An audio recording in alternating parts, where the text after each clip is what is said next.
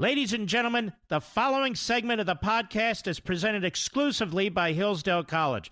Now, in its 175th year, Hillsdale is a truly independent institution where learning is prized and intellectual enthusiasm is valued. Thank you for listening, and my sincere appreciation to Hillsdale for their sponsorship. He's here. He's here. Now, broadcasting from the underground command post, deep in the bowels of a hidden bunker, somewhere under the brick and steel of a nondescript building, we've once again made contact with our leader, Mark Levin. This is the best of Mark Levin. Happy Labor Day. Mark Levin, our number, 877-381-3811, 877-381-3811. You know, so I sit here, prepped for the show, thinking about things, watching the president. You know, when you look at this China virus, and the president says we're rounding the corner, he's right. We are rounding the corner. The mortality rate is way, way down. The use of hospital beds for the virus, way, way down. Testing, way, way up. I'll get to this a little later. The CDC is telling state health officials to get ready to distribute a coronavirus vaccine perhaps as soon as November 1st. That's not the president, that's the CDC. Working with Pfizer and Johnson & Johnson and other magnificent American pharmaceutical companies. And we have therapeutics. 2 have been rolled out, more to come. All this has been done in 7 months. 7 months. It has been warp speed. For something that's incredibly complicated, that was ubiquitous. And then you look at what Biden and Obama did in 2009 with the swine flu, which wasn't nearly as complicated or ubiquitous as this, and they blew it every step of the way. So it's one thing for Biden and the Democrats to sit back and shoot spitballs, but the fact is Biden has a record. Then you look at the economy, which we'll get into in a moment, too. It's been unbelievable when you consider major states like California, New York, New Jersey, Illinois, are resisting opening up their economies, heavy populations, and the unemployment rate drops from over 10% to 8.4%. I can remember when Obama was running for re-election, the unemployment rate was about 8.1%. So the economy is definitely picking up 4 months in a row. More and more, you can see progress, significant progress being made in addressing this virus, whether it's vaccines, whether it's therapeutics, whether you measure it by the mortality rate, which is very, very low, or you measure it by the use of hospital beds, which has been cut by 2/3. Yes, when the president says we're rounding the corner, we are rounding the corner. And then when you look at the economy's clawing its way back despite Democrat governors, despite Nancy Pelosi getting her hair done in San Francisco. She's nowhere near Washington, D.C. So without any support, certainly of late, with the Democrat Party or Democrat governors, you can see the economy picking up. Which is why, of course, we get this smear character assassination effort by Jeffrey Goldberg, who used to slobber all over Obama with the left-wing Atlantic so-called news site. It is a left-wing magazine, or was a magazine, The Atlantic, 60 days before the election, so they stoop so low as to accuse the President of the United States of calling those who are deceased military men losers. And President Donald Trump, writes Jeffrey Goldberg, he writes it under his own name, canceled a visit to the Osni Marne American Cemetery near Paris in 2018. He blamed rain for the last-minute decision, saying that the helicopter couldn't fly and that the Secret Service wouldn't drive him there. Neither claim was true. Trump rejected the idea of the visit because he feared his hair would become disheveled in the rain and because he did not believe it important to honor American war dead, according to 4 people with firsthand knowledge of the discussion that day. In a conversation with senior staff members on the morning of the scheduled visit, Trump said, "Why should I go to that cemetery? It's filled with losers." In a separate conversation on the same trip, Trump referred to the more than 1,800 Marines who lost their lives in Belleau Wood as suckers for getting killed. Now, let's hold on a second. Does that sound like the president we know? No, that sounds like the left. John Bolton, who is an avowed enemy of this president, who wrote an entire book condemning the president, wrote about this subject, but more importantly, he just commented on it today. He commented on it today. And not only he, but Sarah Huckabee Sanders and others were with the president the entire time. And they all deny that that took place. And I suspect you have generals, ex-generals, who really have disgraced themselves in more ways than one, and perhaps others, that the Atlantic is using to substantiate a smear. And yet, on the record, not 4 anonymous sources, on the record, we have individuals denying that that took place, including John Bolton today. Listen to what he said. Cut 15, go. Well, I didn't hear either of those comments or anything even resembling them. I was there at the point in time that morning when it was decided that he would not go to An Marne Cemetery. He decided not to do it because of John Kelly's recommendation. It was entirely a weather-related decision, and I thought the proper thing to do. Wasn't about his hair. Wasn't because he didn't want to honor the dead, which he does all the time. And so all day long, and probably all weekend long, this lie will be continually perpetuated. And I don't encourage you to do it. You go to the Drudge Report. It's been sitting on his front page in red. That's when he gets excited. Pushing this lie. He doesn't have the John Bolton quote. Nowhere on his site. But he's not alone. This has been pushed all day by the media. Pushed all day by the Biden campaign, pushed all day by the DNC. This should backfire. If you're a patriotic American, whatever your party, if you're a veteran, if you're active duty, if you're in the National Guard, you should be repulsed by this kind of phony reporting. You should be disgusted. Again, how do we know it's a lie? John Bolton, among others, on the record. On the record. 4 anonymous sources who have not revealed themselves, and if they did, you see, they could be examined, cross-examined, questioned. Their motives could be questioned. We need to know when they were there, what they heard, why they heard something so differently than John Bolton and Sarah Huckabee Sanders, among others. The president's surrounded by people all the time. What did John Bolton say again? Cut 15, go.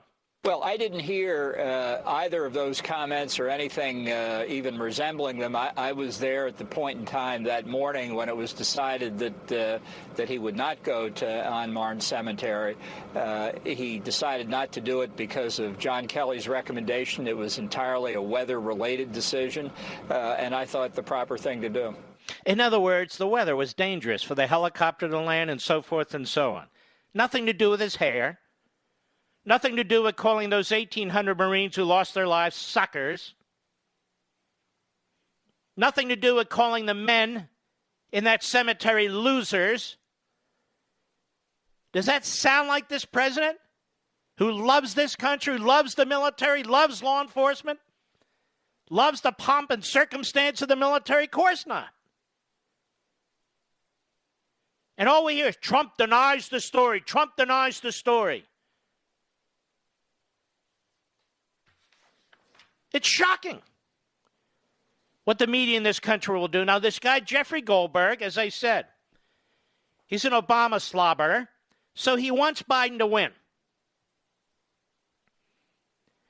And he's on CNN today, and he stands by his sources. And Jim Sciutto, who interviews him, is a former Obama official. Cut one, go.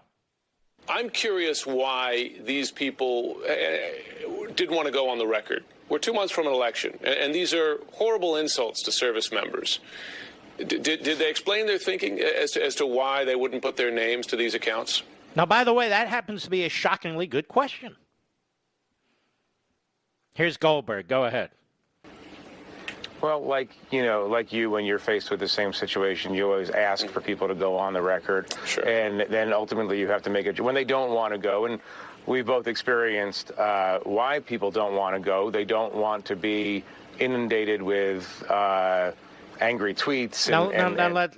Let's stop there. You have a presidential election. This is a shocking effort at character assassination. And you have to make a decision whether people go on the record or not. When tens of millions of Americans have to digest this and make a decision, you put it in your magazine or you put it on your website.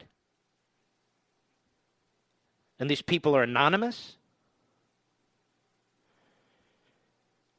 They don't want to be inundated with angry tweets and all the rest. Mr. Producer, am I inundated with angry tweets?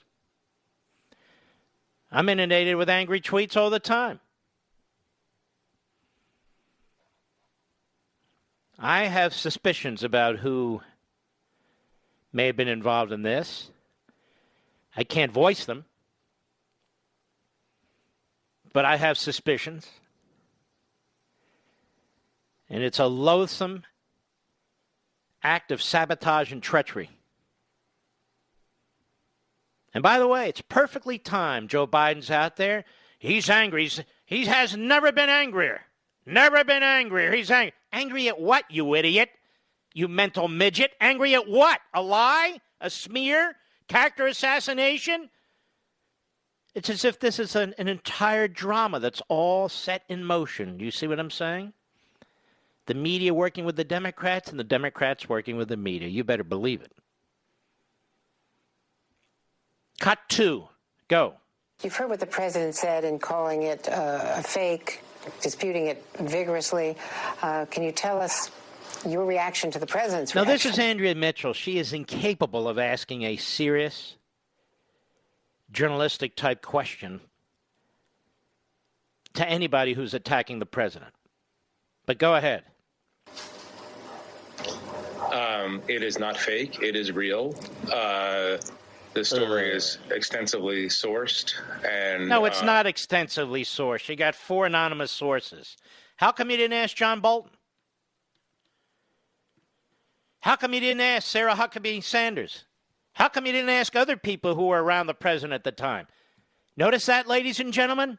Isn't that a clever little journalistic quote-unquote trick? You got the information you want. Use the anonymous sources you have. Did everybody he speak to say exactly the same thing?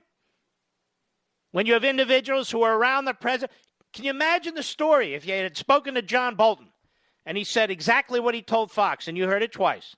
Or he spoke to Huckabee Sanders or anybody else who said, no, that didn't happen. He wouldn't have a story. But he wanted to have a story. This is sleazy. Sleazy. Go ahead. Entirely accurate. That's all I can say. This is not the first time, of course. It's probably not the first time today that the president has cast aspersions on journalism that doesn't reflect well on him. All right, fine. We don't need to get into that. Now, Fox says it's talked to 2 former officials who confirm the Trump quote. Well, why doesn't Fox reveal who they are? What kind of reporting is this? Who are the former officials? I'm sure they're 2 of the 4 who are anonymous. So it seems to me the Atlantic and Fox now have an obligation to tell us who they are. Well, we have our journalistic practices. No. The American people have a right to know 60 days before the election Really quite appalling. I'll be right back. Mark Levin.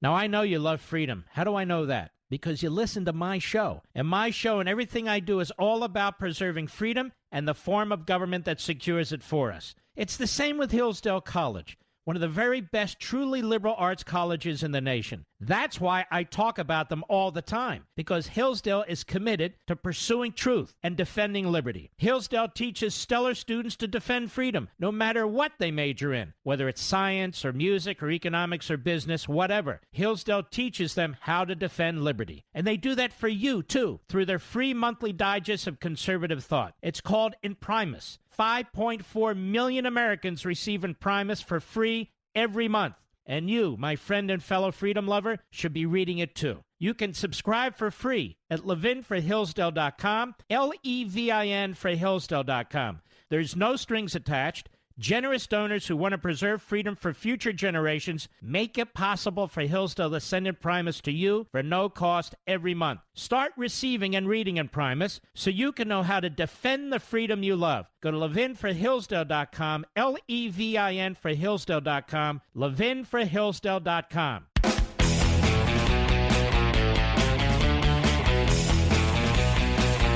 This is Mark Levin wishing you a happy Labor Day. Now back to the best of me. I just want you to remember, for 2.5 or 3 years, there were at least one, maybe two breaking stories every day on Russia collusion.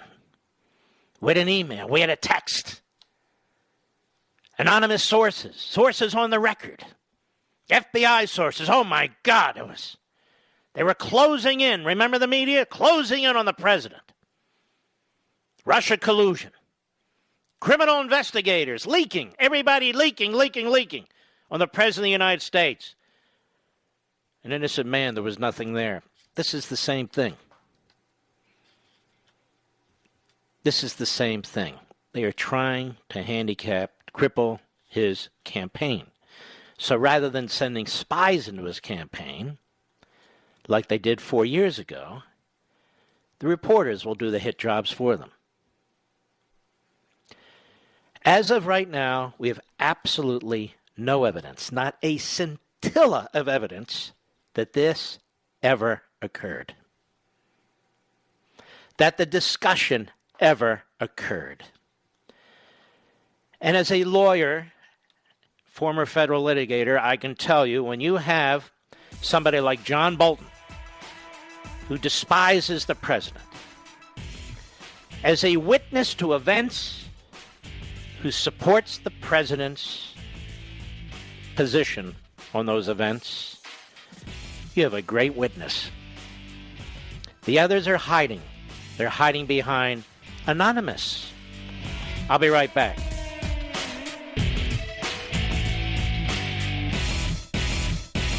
Now, I know you love freedom. How do I know that? Because you listen to my show. And my show and everything I do is all about preserving freedom and the form of government that secures it for us. It's the same with Hillsdale College, one of the very best truly liberal arts colleges in the nation. That's why I talk about them all the time, because Hillsdale is committed to pursuing truth and defending liberty. Hillsdale teaches stellar students to defend freedom, no matter what they major in, whether it's science or music or economics or business, whatever. Hillsdale teaches them how to defend liberty. And they do that for you, too, through their free monthly digest of conservative thought. It's called Imprimis. 5.4 million Americans receive Imprimis for free every month.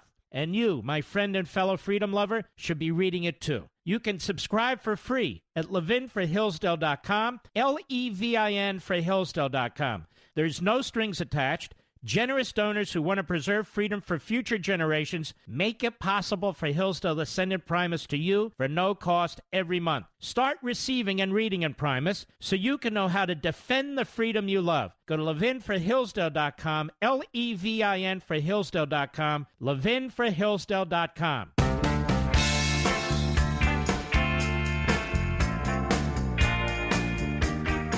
You're listening to the best of the Mark Levin Show. Happy Labor Day. Mark Levin, America's passionately cerebral voice. Talk with that voice now. 877-381-3811. One of the things that I find exploitive, if I may say, and I'll mention this first. It's okay. I have to do this a lot. Joe Biden is now using Beau Biden, the late Beau Biden, who did serve in Iraq, who did get a Bronze Star, who unfortunately passed away from brain cancer. He's using him in his ads and he's using him in his comments to conceal his own record. Joe Biden's record with the military is a disaster. He and Obama virtually eviscerated the United States military, undermined it every step of the way, showed no respect to the United States military. So Biden will talk about his son Beau, but he won't talk about his son Hunter. Because if he brings up Hunter, it doesn't help him politically. So I am troubled as a father, as a son, at what I'm seeing, these ads. They're very exploitive because Joe Biden has no military record. The president doesn't either, but he doesn't pretend to. Joe Biden has no military record. And then he kind of laces in health care at the end of the commercial. That has nothing to do with anything. And he brings it up again today, or brings him up again today. This is about Joe Biden. This is about Joe Biden. Not about Beau Biden. Joe Biden. Joe Biden and the Democrat Party back Black Lives Matter and Antifa. They not only attack verbally and violently law enforcement, which is bad enough, they attack our military. They accuse our military of being imperialistic and colonialistic, and they trash it. So why does Joe Biden tolerate that? Why do the media promote these organizations? Why does the Democrat Party embrace these organizations if they're so pro-military? When the Marxist anarchists that they support trash our military and trash the men and women in the military. Why is that? So they want to believe the Atlantic, which is in their corner, which is trying to smear, character assassinate the president with anonymous quotes. And Fox, as a reporter, has two anonymous, two of the four probably.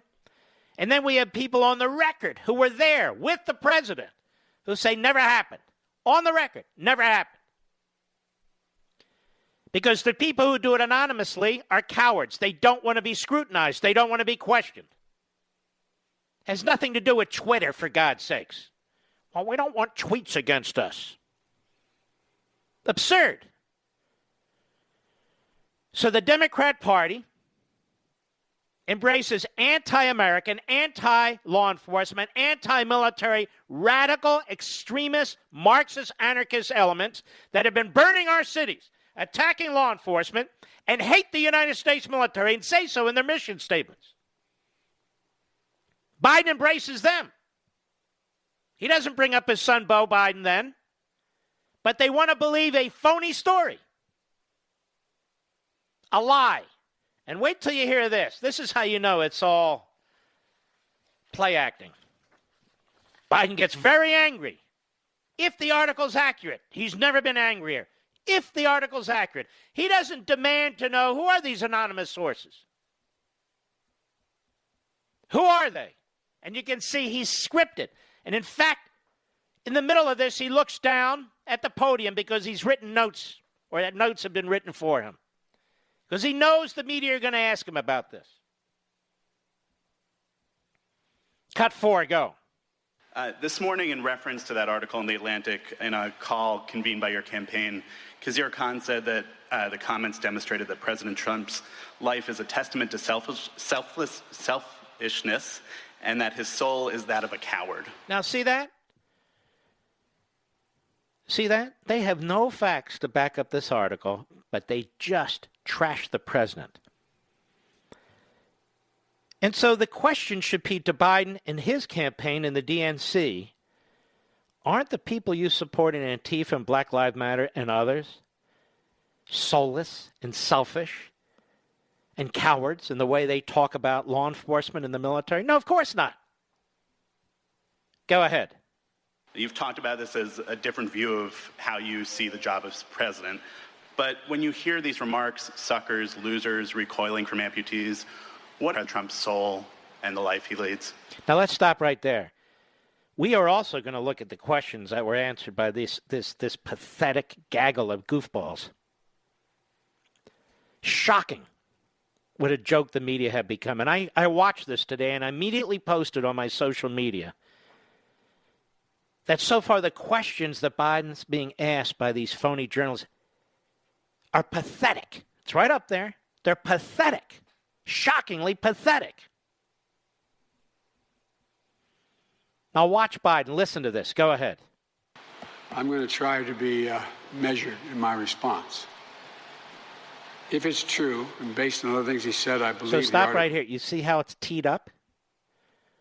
You see how this travels? You have this story with anonymous sources. It's pushed out by the Drudge Report and other entities, all kinds of news, left-wing newsrooms, all day long. You have people on the record. The report he didn't mention. We've got Bolton on the record. We got Huckabee Sanders on the record. We have others on the record who are there to say it didn't happen. Doesn't mention it. Trying to tee it up for Biden. That's how you know this is an inside job. That's how you know this is all phony. Go ahead. I'd ask you all the rhetorical question. How do you feel? How would you feel if you had a kid in Afghanistan right now? How would you feel? He's responding to a story based on anonymous sources. I don't know. How would you feel if you had a kid in Afghanistan right now and the Democrat Party was backing Antifa and Black Lives Matter and the violence and militancy and the hatred toward America that's going on in our country and in our cities today? How would you feel, ladies and gentlemen? Go ahead. If you lost a son, daughter, husband, wife, how would you feel, for real? I know that's not your job to express that feeling, but you know. You know in your heart. See, this was planned. He knew he'd get the question. Go ahead.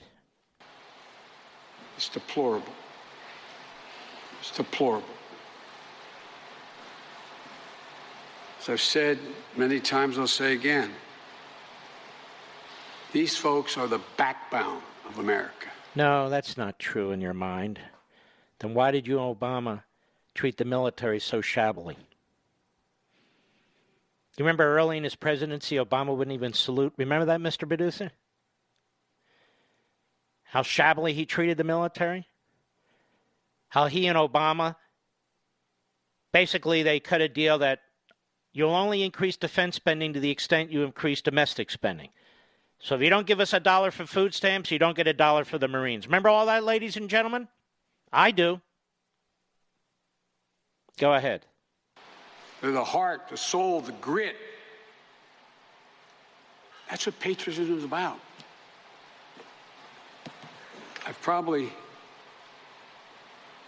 I've just never been as disappointed in my whole career. He's looking down now. With a leader that I've worked with, president or otherwise, that if the article is true, and it appears to be based on other things he said, it is absolutely damnable. It is a disgrace. So if the article's true, and it appears to be based on the things he said, no, it doesn't. And so this is what we call a pseudo-event, as I wrote about it on Freedom of the Press, or the president more succinctly puts it, fake news. But it is character assassination.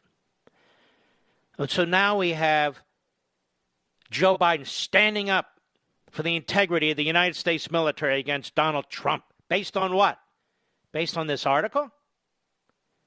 Look at their records. Look at their records. Who supports the United States military and who didn't?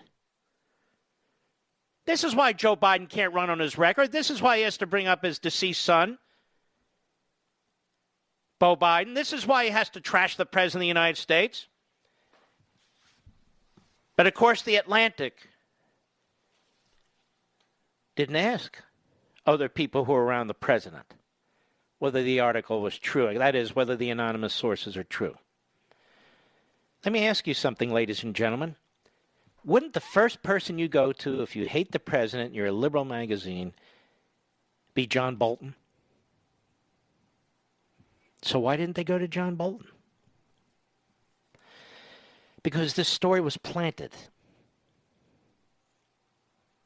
by disgruntled individuals, perhaps ex-generals.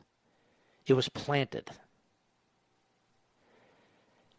And I suspect one or more of the anonymous sources waved Jeffrey Goldberg off talking to Bolton or any of the others who are now on the record denying and denouncing this. This is how your media work today. I'll be right back. Mark Levin.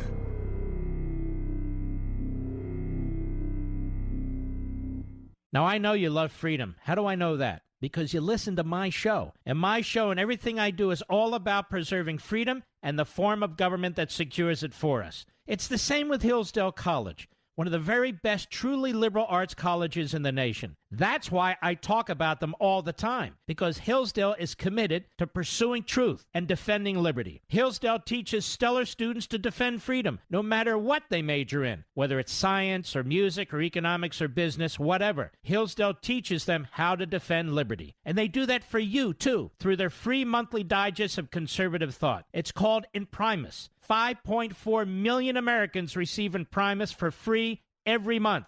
And you, my friend and fellow freedom lover, should be reading it too. You can subscribe for free at levinforhillsdale.com, Levin for Hillsdale.com. There's no strings attached. Generous donors who want to preserve freedom for future generations make it possible for Hillsdale to send Imprimis to you for no cost every month. Start receiving and reading Imprimis so you can know how to defend the freedom you love. Go to levinforhillsdale.com, Levin for Hillsdale.com, levinforhillsdale.com.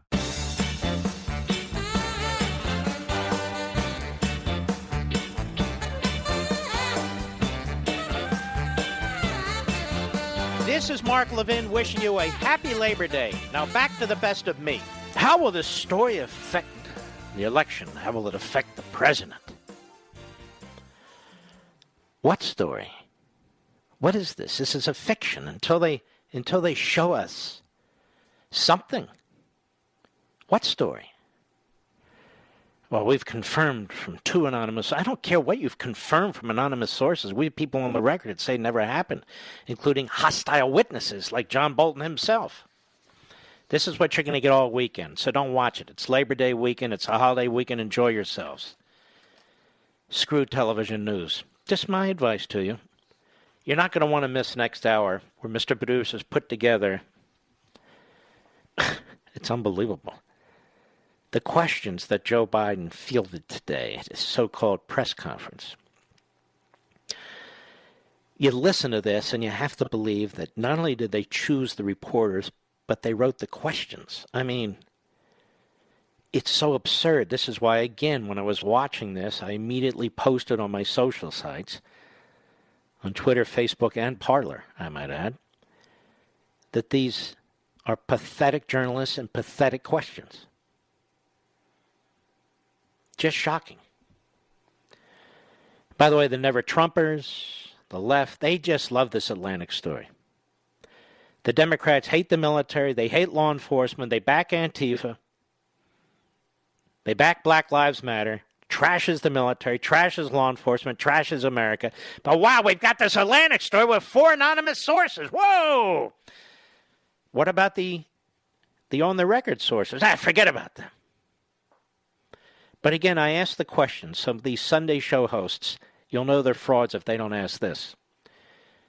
Why didn't Jeffrey Goldberg, a slobbering Obamanite, why didn't he ask other people who were there, who were willing to speak on the record, if they heard the president say those things? So you have an article that just has 4 anonymous sources. And the reason is there'd be no article, as I said earlier. There'd be no article. And so it's a hit job. President of the United States. Cut 3. Go. Sir, do you need to apologize to service members and veterans? No, it was a fake story written by... So let's just stop there. Sir, do you need to apologize to service members and veterans? See how it works? Now, unfortunately, there's enough stupid people around us that probably buy this hook, line, and sinker who hate the military anyway and hate our country anyway. But this isn't a substantiated story. Do you want an apology to service members and veterans? This is a reporter. Go ahead. A magazine that was probably not going to be around much longer, but it was a totally fake story, and that was confirmed by many people who were actually there. It was a terrible thing that somebody could say the kind of things, and especially to me, because I've done more for the military than almost anybody else. That's right. You look at how the VA is doing, it's doing incredibly well. We got all sorts of things done, from accountability to veterans' choice to everything. And it's got right now the highest approval rating that it's ever had, 91% approval rating. It's never been anywhere close to that. Nobody's done what I've done, and that includes salary increases, but it really includes the rebuilding of our military, because as you know, when I came here, our military was totally depleted. Mm-hmm. And those of us who, all of us, watch the president, watch how proud he is of the military. He likes military parades. He brags about the military hardware. He gives out the Medal of Honor, and he wants people to honor our vets and so forth. Why would he say something like this? It doesn't even make any sense. But we do know there's ex-generals out there and others who are trying to sabotage this commander-in-chief. It's really quite shocking. But they're out there. And they wouldn't be the first. Just as there were generals who tried to sabotage Abraham Lincoln. When they become highly partisan and highly political. They do that. They are out there. But I don't know who these people are, and neither do you. And yet the media run with it. Do you owe an apology for the anonymous sources? It's just appalling. Now, when we come back, you'll see the converse. You'll see a CNN reporter, a CBS reporter, other reporters, how they treat Joe Biden. They almost act like interns in the Clinton White House for Bill Clinton, don't they, Mr. Producer? I'll be right back.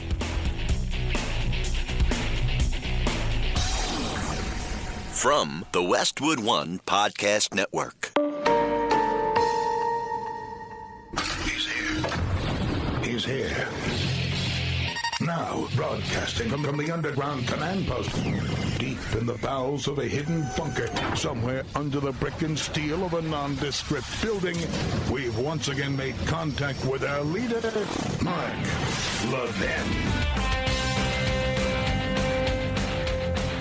This is the best of Mark Levin. Happy Labor Day. Hello, America. Mark Levin here. Our number, 877-381-3811, 877-381-3811. So this is just another effort to sabotage the president's campaign, just as they sought to sabotage the president's campaign in 2016 with the help of the media, of course.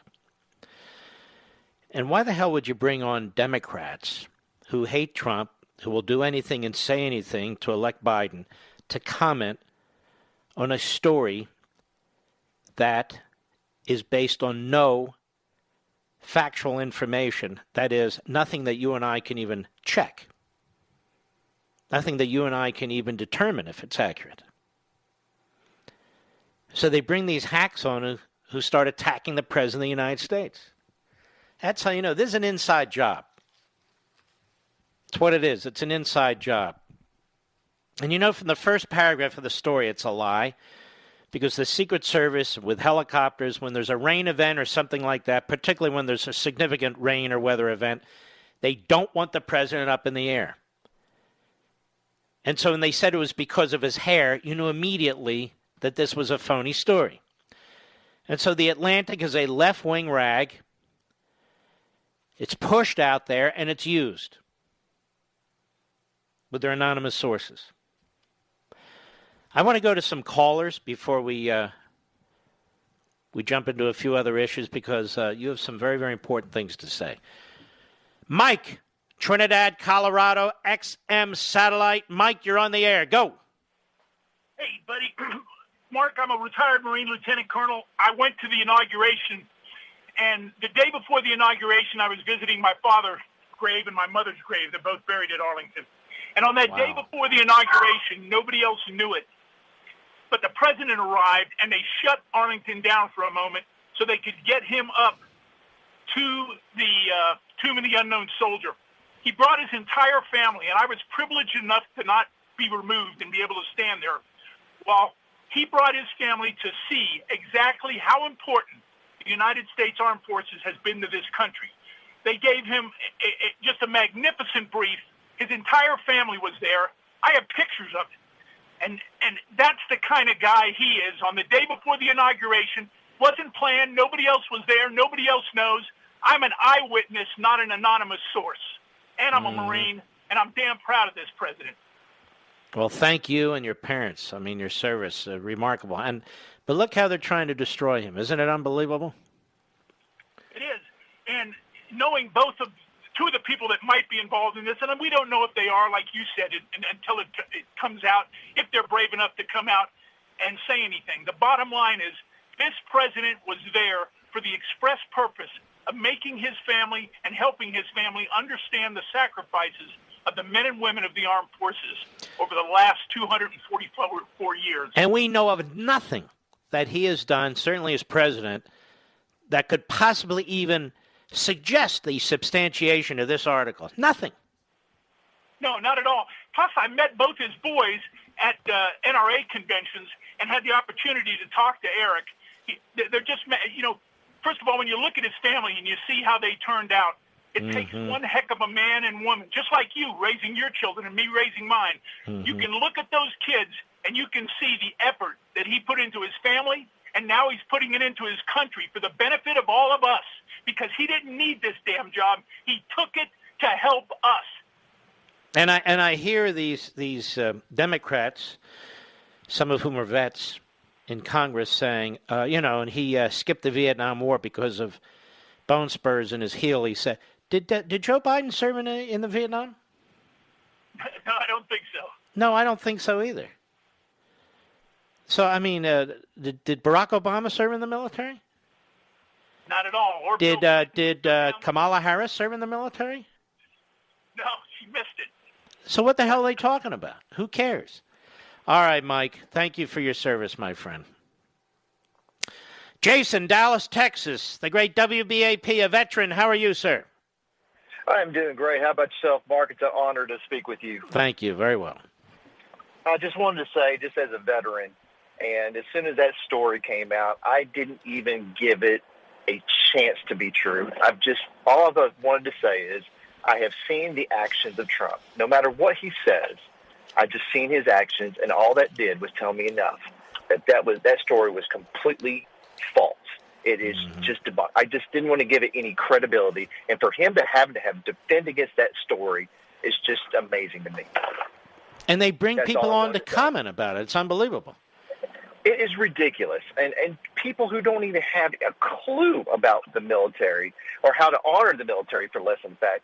And Trump has done everything in his power to do his best to make sure that there is patriotism in this country, and that man has shown it. And that's all I got to say about it. Well, thank you for your service, Jason. Dallas, Portland, Oregon, XM Satellite. Dallas, how are you? Good. How are you, Mark? Very well, thank you, sir. Yes, sir. I just wanted to comment on the bogus article that came out. I didn't even see it. All I've done is heard pieces of it. I myself am active duty military in the United States Navy, 12 years, and I plan on retiring. With that being said, under my first 8 years under Obama and now the last 4 under Trump, I will tell you it is absolute night and day. Trump absolutely loves the military. Whether he served or not doesn't really matter. He's just an American who loves his country, and like you said, didn't need to do it, but he did it because he loves us, and he loves us day in and day out. I personally met him in Japan last year on Memorial Day of all days, that he's being bashed for. And let me tell you, when he shook my hand, I was the only sailor there with a MAGA hat, and he signed it. And I told him it was an honor to have him as our president, and I just loved him so much. He said, "I love you too, son." And he gave me my MAGA hat, and he gave me the pen, and he said, "Take care of yourself." And then not too long after that, my father passed away, and I got a personal letter from him, personally signed again, expressing his condolences and his appreciation for my father, who was a Vietnam Marine Corps veteran, just thanking him for his service. And I'll be the first to tell you firsthand that President Trump, it's not just on the media, it's in real life, that he actually loves the military, and I couldn't be prouder to serve, and I love him so much. That's all I got to say, sir. Well, you know what? That's a beautiful story, and I want you to understand this magazine or this site is very left-wing. They were very pro-Obama, so they're very pro-Biden, and they went cherry-picking for disgruntled individuals who wouldn't go on the record, and yet we have people who will go on the record, who were there, who say never happened. And they didn't show up in the article. Isn't that interesting, Dallas? Yeah, it's just another scheme that doesn't fit into their narrative of trying to get Trump out of office. But I'm confident that the silent majority will not be so silent a second time around.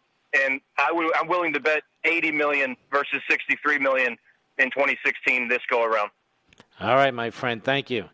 Bob, Madison, Wisconsin. Sirius Satellite. Bob, go right ahead, please. Hey, Mark, how you doing? Okay. The articles like what's come out in the Atlantic, what I try to do is I try to turn the tactics on the left.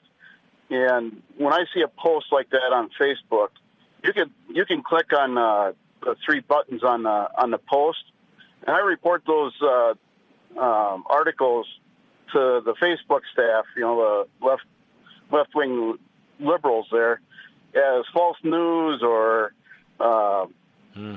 How'd that go? Tables on them. Well, you don't hear back, but no, of course. What I'm saying is you get all your listeners. You're saying fight back. Yeah, I'm not going to do a campaign like that. People can do what they want. But I like your grit. You're saying fight back. Don't stand up for it. All right, Bob, I appreciate your call. One more for now. Steve, Philadelphia, the great WPHT. Steve, go right ahead. Mark, how are you? Okay. This says a lot more about our opposition than it does about Trump. I mean, these are some of the most despicable people on the planet we're dealing with. Because the lie, on its face, it's preposterous. It's absurd. I mean, even if Trump, before he was president, he was a builder and a salesman. So he dealt with people. He knew how to speak around people. What sort of a person, I'm not saying he even said it, but who, if they even thought it, would say it around people and expect that sort of a remark would be accepted? I mean, that's what I mean. It is so outlandish. We should just be attacking them on the fact that they did coordinate and that they are willing to say something absurd. I mean, it's vile and absurd about another human being. And that's what these people are. And that doesn't sound like Trump. I mean, it's so ridiculous. Your point is well taken. It's so choreographed. It's so over the top. It's absurd. And by the way, these four anonymous sources, I want to know who all of them are, because I bet you they're friends. I'll bet you they were a little cabal in the administration, if they exist at all. I'll bet you. And so they compare notes. They talk to each other. You can talk to Frank. You can talk to Sam. You can know, Sally. Yeah. Meanwhile, other people, the only people on the record tonight as I speak, who were there with the president the entire time, have said on the record, it never happened. All right, my friend in Philadelphia, city of brotherly love. We'll be right back. Mark Levin.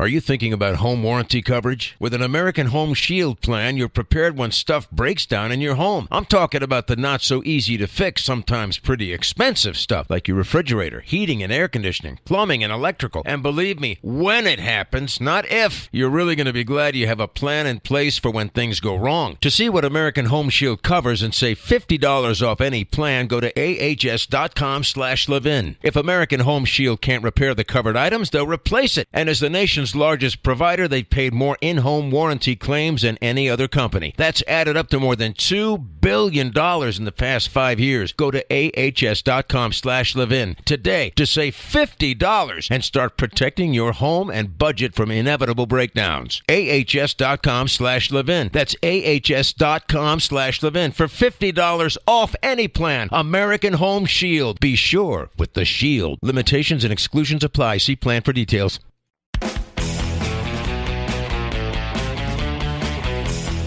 You're listening to the best of the Mark Levin Show. Happy Labor Day. Show you how corrupt the media are. They say the president, they regurgitate what Biden and his Svengalis put in his ears. They come out of his mouth. President has failed to keep America safe. Well, what do they want him to do? They want to pull out the Insurrection Act and send in the United States Marines or the 82nd Airborne or the 101st into these cities? Now, you know they don't want to do that. So what do they want him to do? They don't say, do they? Biden's at a press conference today. He's not even pressing it. What would you do about the riot specifically? What would you do about the China virus specifically?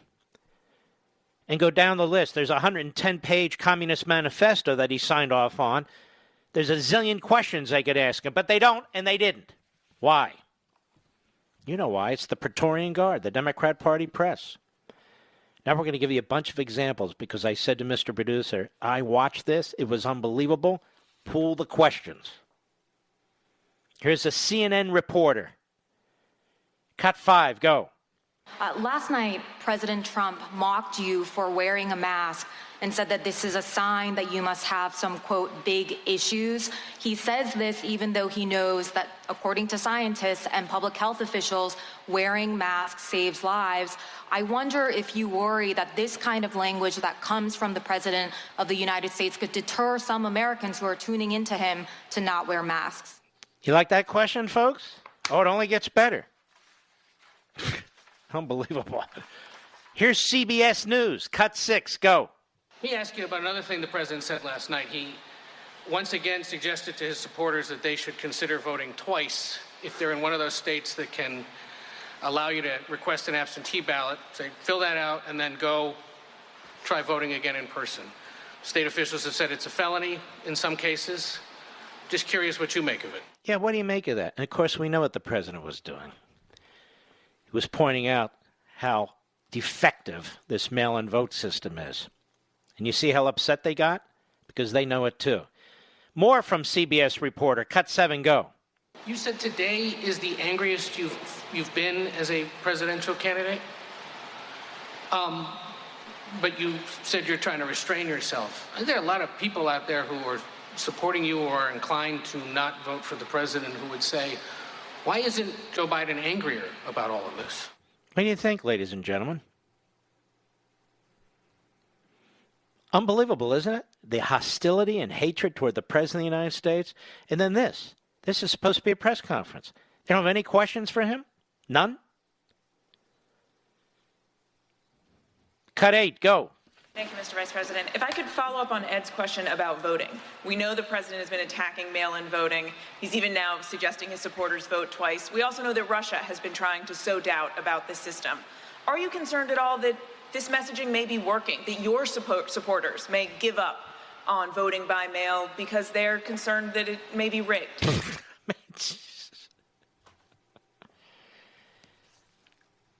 And it's just shocking. This is why you hate the media. This is why they are the enemy of the people. This is the media that has destroyed the First Amendment and freedom of the press. They've destroyed it. Now, you compare this with any day that Donald Trump is questioned by the media, any day. And this is why I threw up immediately on my social media site. This is pathetic. Absolutely pathetic. Shockingly so. Even for the media, it's pathetic. All right, rather than beat a dead horse, let us continue. Something big happened today, by the way. Lots of things big happened today, and many of them very good. Listen to this. The President of the United States does deserve the Nobel Peace Prize. The Nobel Peace Prize. He absolutely did. You know, Barack Obama got it for walking into the Oval Office and then finding out where the restroom is. You know what? Nobel Peace Prize. Donald Trump is making peace in the Middle East. And he didn't get any questions about this, or maybe he got one. This is from the Times of Israel. Prime Minister Benjamin Netanyahu said today, not only would Kosovo recognize Israel, but it would open an embassy in Jerusalem, becoming the first Muslim-majority nation to do so. This would never happen under Obama and Biden or Clinton. Never. Earlier Friday, Serbia announced it would move its embassy to Jerusalem. The moves come as part of a U.S. brokered discussion to normalize economic ties between Belgrade and Pristina. After 2 days of meeting with Trump administration officials, Serbian president, I can't pronounce it, and Kosovo's prime minister, can't pronounce it, agreed to cooperate on a range of economic fronts to attract investment and create jobs. The White House announcement provided President Trump with a diplomatic win. Another diplomatic win. It's getting almost no attention. Netanyahu hailed the moves and said Israel would establish diplomatic relations with Kosovo. I mean, Kosovo will be the first Muslim-majority nation to open an embassy in Jerusalem. Serbia is committed to open a commercial office in Jerusalem this month to move its embassy there in July. And you have the UAE and you have other countries to follow, Arab countries, Muslim countries. Peace is breaking out, thanks in large part to the President of the United States and, of course, the Prime Minister of Israel. But on our side of the globe, the President of the United States. And what are we talking about? An Atlantic article with 4 anonymous sources all day long? It'll be all weekend long. What about this? Meanwhile, Biden trash talk Israel again today. And we'll get back to that after the bottom of the hour. And Richard Grenell. Richard Grenell is one of the finest public servants I've ever watched or ever met in 2 administrations, Reagan and Trump. This guy is the class act of the class act. He just absolutely is. Stick with us. It's compelling. I'll be right back. Do you know what we do at Levin TV on the Blaze TV network? Well, we give you intelligent content you won't see anywhere else. We just did a deep dive into the genius of federalism, which is a big word that the left apparently just learned last week. History and current actions have shown us that so-called progressives will use any crisis to further their big government agenda. Small businesses continue to be hurt, while the left holds them hostage in order to gain more power over each and every American. There's nothing more important in these times than the facts, and that's exactly what you get on Levin TV. Smart people like you deserve smart programming, but remember, we can only continue to produce this type of programming if you continue to participate. And right now, we've made it easier than ever before. Just go to levintv.com, Levin TV.com, and enter promo code Levin to get $30 off your annual subscription. That's 30% off, and that's just over $5 a month for the most amazing shows and programming available. That's levintv.com, promo code Levin.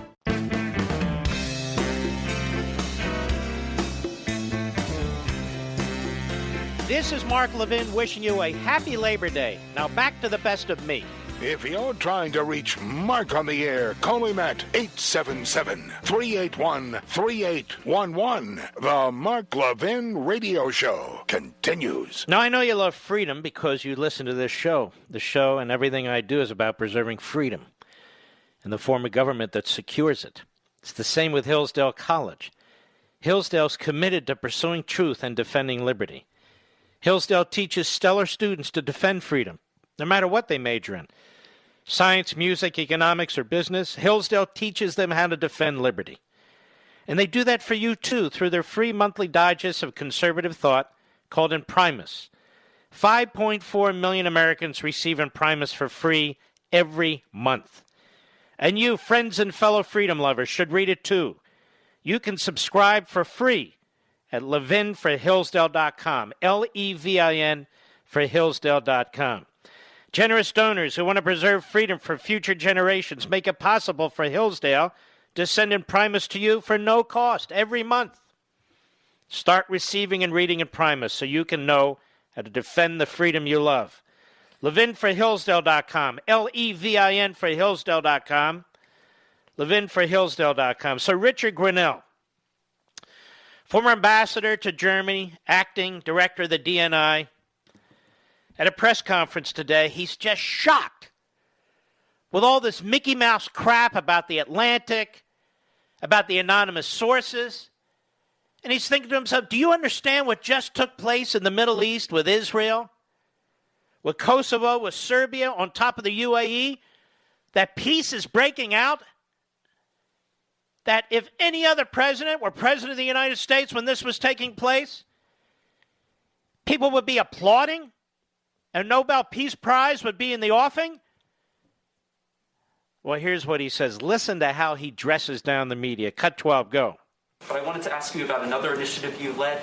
Last year, you kicked off the Trump administration push to decriminalize homosexuality. Yeah, I'm going to just talk about Kosovo and Serbia. I don't know if you can find it on a map, but this is atrocious. I have to tell you guys, you might be too young to understand what this issue is about. Maybe the older journalists should step up and say, this is a big deal. This is a big issue. I'm astounded at what happens in Washington, D.C., and especially in this room.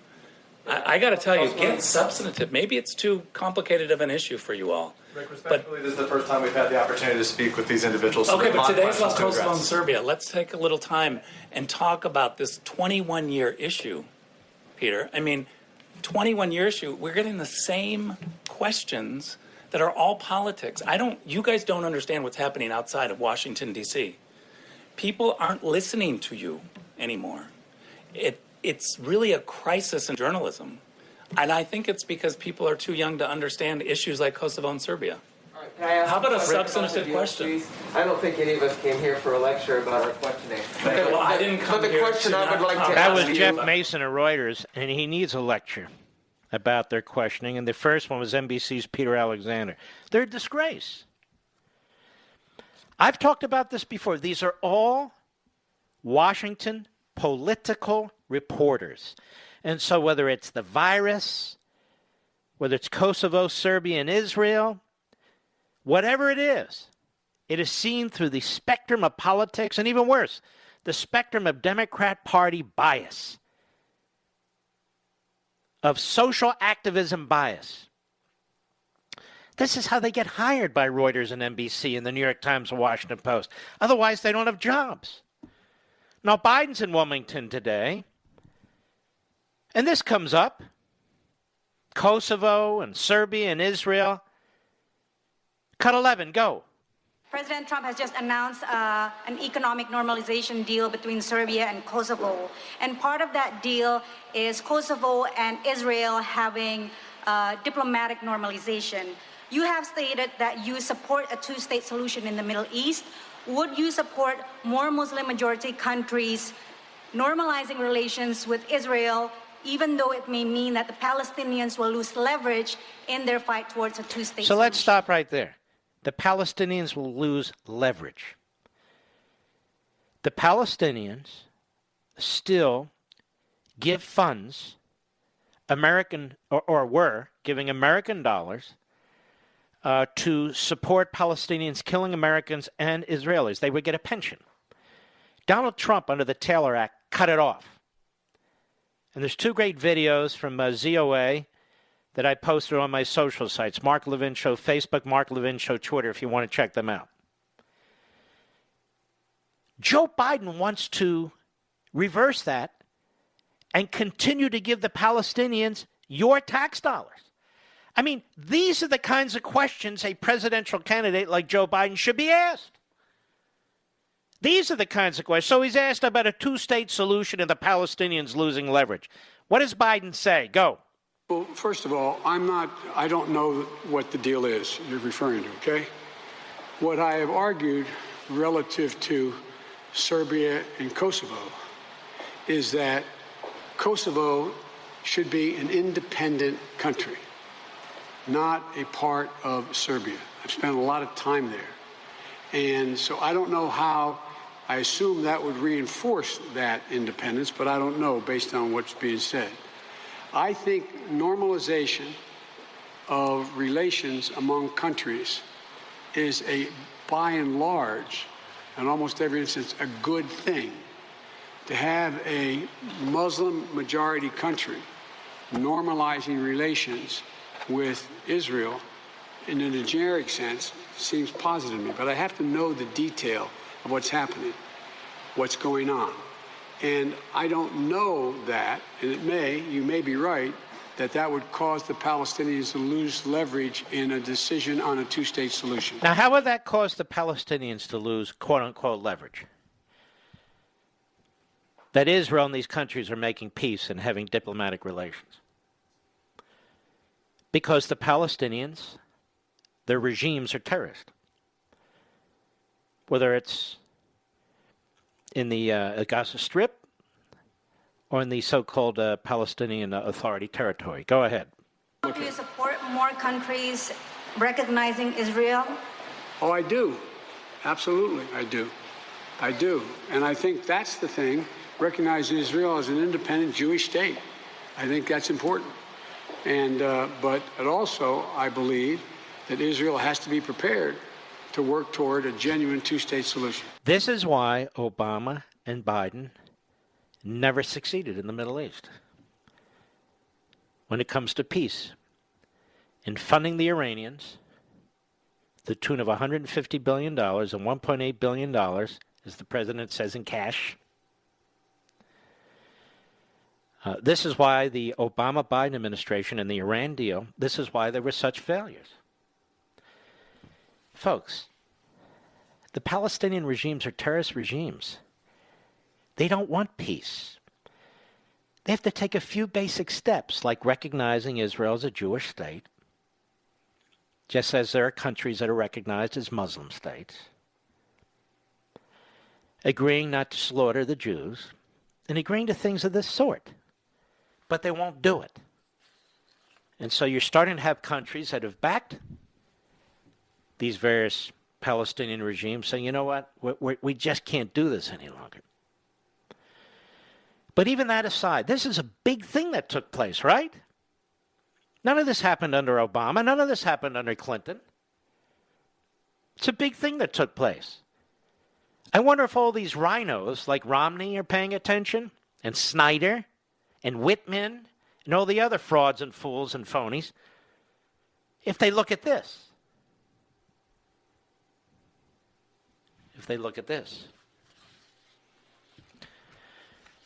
Now, listen to this. The CDC, right? The CDC is never wrong, right? According to the media. The Washington Compost. The CDC tells states to plan for coronavirus vaccine as early as November 1. Now listen to this, the title. Raising concerns of political pressure. You know, it's an amazing thing. We should be celebrating the genius of American industry. We should be celebrating the fact that we are, in fact, turning the corner on this virus. We should be celebrating how we've driven down the mortality rate. We should be celebrating how fewer and fewer hospital beds are needed for coronavirus positive patients. We should be celebrating the amount of testing we're doing. We should be celebrating the fact that we're finding therapeutics. And we should be celebrating that we're ahead of schedule on vaccines. These things save lives. But it raises concerns of political pressure, says the Washington Compost. Where's the evidence for this? I read the piece. It's a paragraph or two long. There's no evidence for this. None. And yet there it is in red on the Drudge Report. There's no evidence. Raising concerns of political pressure from whom? Among whom? The CDC is telling state health officials to be ready to distribute a coronavirus vaccine to healthcare workers and other high priority groups as soon as November 1. Listen, heightening fears the agency's under pressure to approve a vaccine before Election Day. Fear among whom? Quote, some scientists warn that granting emergency authorization to a vaccine before clinical trials are complete could pose safety dangers and inflame anti-vaccination sentiment. But others say that doing so could save thousands of lives.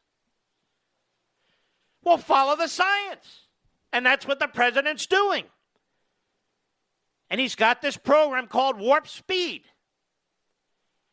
So we are succeeding.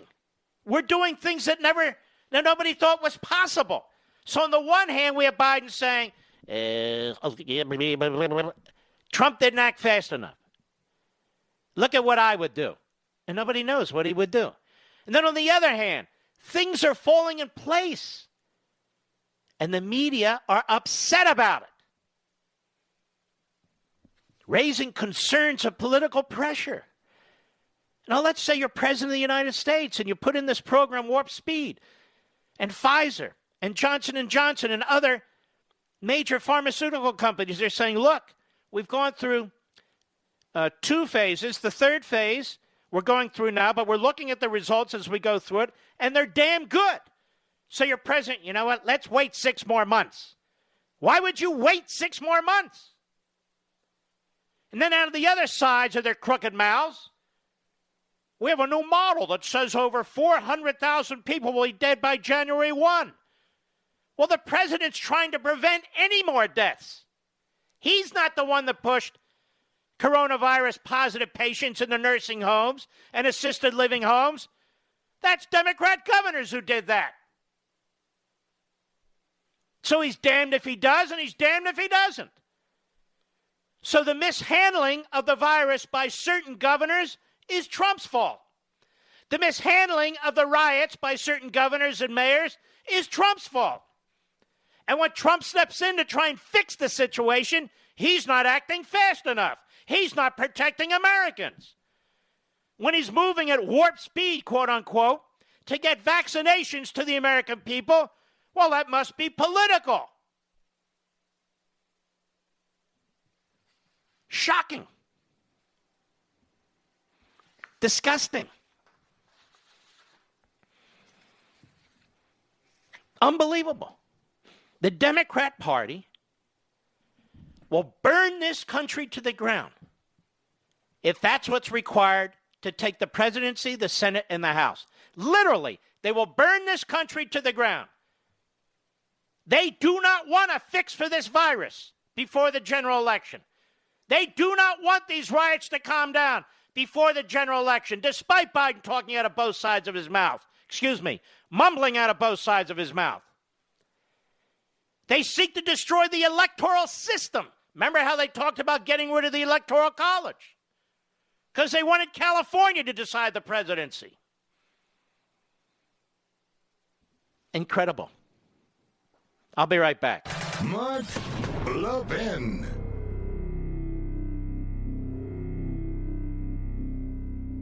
So I've been watching these riots around the country. I'm absolutely sickened. I'm sure most of you are. You know, John Locke once said, law is not to abolish or restrain, but to preserve and enlarge freedom. Where there's no law, there's no freedom. You want to let rioters burn down your cities? There goes your freedom. You want to get rid of cops? There goes your freedom. You want to elect Joe Biden? There goes your freedom. As you've heard me say many times, I have a liberty agenda. And at Levin TV, which airs on Blaze TV, you can watch this come to life with our conservative, pro-American content that reveres our Constitution and champions our individual freedoms. This is what we do each and every day.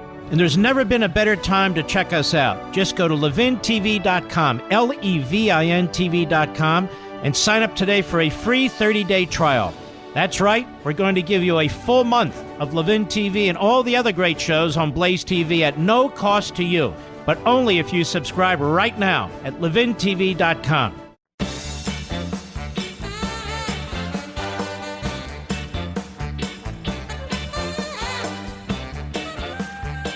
This is the best of Mark Levin. Happy Labor Day.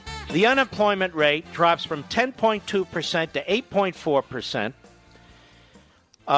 In other words, the unemployment level Number of people out of work as a result of the beginning of this virus has now been slashed. It's cut in half. And so this is a big deal for American workers. A big deal. And when you consider that New York, California, Illinois, New Jersey still, in so many respects, have their knee on the throat of their state's economies, it's even more remarkable. So we are turning the corner on the China virus. We are turning the corner on the economy in a significant way. There are positive things that are taking place in this country, except in Democrat strongholds. In New York City, as I speak, DeCamio will not open the restaurants for in-room dining. He's killing the restaurant industry in New York City. He's killed the police force in New York City. 9/11 next Friday. When we honor our first responders, I want you to keep in mind what DeCamio and these thugs and these hoods have done to our first responders in New York City. I want you to remember what they've done to our first responders in and around Washington, D.C., who responded to the attack on the Pentagon. I want you to remember Black Lives Matter and LeBron James and sportscasters. I want you to remember those cops, those firefighters, those emergency personnel, and how they want the nation to turn on them. To turn on them. Count me out. Not turning on them in the least. The economy is turning around fast. The president and his warp speed program on a vaccine. We have never seen anything like this in 100 years. Ever. Ever. And Joe Biden says he'd do things faster. Joe Biden takes him 6 months to get from the basement to the top floor of his house. What's he talking about? I'll be right back. From the Westwood One Podcast Network. Ladies and gentlemen, this final hour of the podcast is sponsored exclusively by AMAC, the Association of Mature American Citizens. Now over 2 million conservative members strong, AMAC believes in and stands up for the values that we care about: faith, family, and freedom. Thank you for listening, and please support AMAC. And you can become a member at amac.us/join. He's here.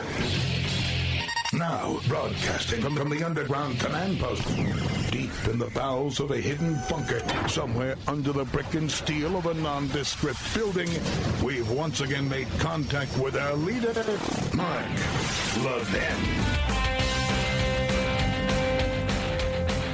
You're listening to the best of the Mark Levin Show. Happy Labor Day. Hello, America. Mark Levin here. Our number, 877-381-3811. 877-381-3811. You know, the reason why the framers of the Constitution limited the power of the federal government, that is, limited what areas it could get into and so forth, was because of this. Because now we're one election away from some kind of tyranny, some kind of totalitarian regime. We absolutely are. I'm probably one of the few people who have read the 110-page, effectively, Marxist manifesto that Biden and Bernie Sanders united behind. I'm also going to demonstrate to you, with the help of others, that Joe Biden is a pathological liar. He's always been a pathological liar. He's not just an idiot. He's a pathological liar. And here's what he said just a few weeks ago on August 13th about nationwide mask mandate. Cut 8, go. It's about saving Americans' lives. So let's institute a mask mandate nationwide, starting immediately, and we will save lives. So he said that in plain English. Plain enough where even Joe Scarborough could understand it. And on a press conference yesterday, he lies about it. Hat tip, Breitbart, cut 10, go. You had suggested there would be some kind of a federal mandate about masks, and now you're saying Here's what I suggested was I would ask every person in authority. There's a question whether or not a president under the Constitution could mandate everyone wear a mask. And remember, all during the primary, I'd have a lot of people telling me I would, by executive order, do. I'm a constitutionalist. You know, you can't do things the Constitution doesn't allow. All right, you let's to- stop there. First of all, he's not, but that is funny.